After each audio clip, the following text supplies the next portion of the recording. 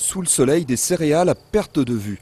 Au premier coup d'œil, ces champs sont verts, mais en réalité, sur un sol sec et poussiéreux, les plants de blé ont pris du retard dans leur croissance et surtout, il y a 30% de pieds en moins au mètre carré.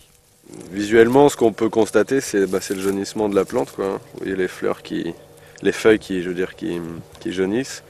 On a des maladies de sécheresse, l'oïdium qui est un petit champignon qui se colle sur la tige comme ça et qui peut remonter vers le haut de la plante. Tout ça c'est lié à un stress hydrique. Depuis le début du mois de janvier dans le Vexin, il est tombé seulement un quart des précipitations normales.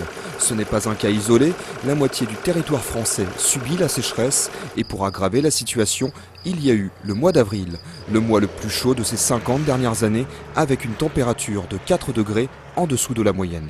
Ce jeune agriculteur n'avait jamais vu ça. Jour après jour, il constate les dégradations de ses cultures.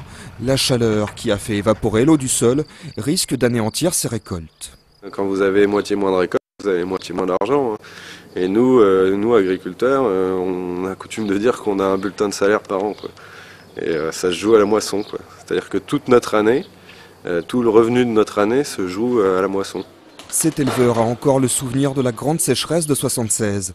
Depuis cette date, il prévoit toujours des stocks de maïs pour nourrir ses vaches et cette fois, il en a bien besoin car dans son pré, l'herbe commence à ne plus repousser. Le manque d'eau l'oblige à puiser dans ses réserves. Si je ne le récoltais pas pour mes vaches, je l'aurais récolté en grains et vendu à la coopérative au mois de novembre 2010. Autre problème, les premières récoltes de fourrage ont commencé 3 semaines en avance. Résultat, déjà 30 à 50% de manque, la paille devient une denrée rare. On va récolter toutes nos surfaces, mon collègue et moi, mais on en récolte aussi chez ce voisin. Mais peut-être ça ne sera pas suffisant vu la hauteur des blés aujourd'hui, qui font à peine 40 cm. Donc notre système de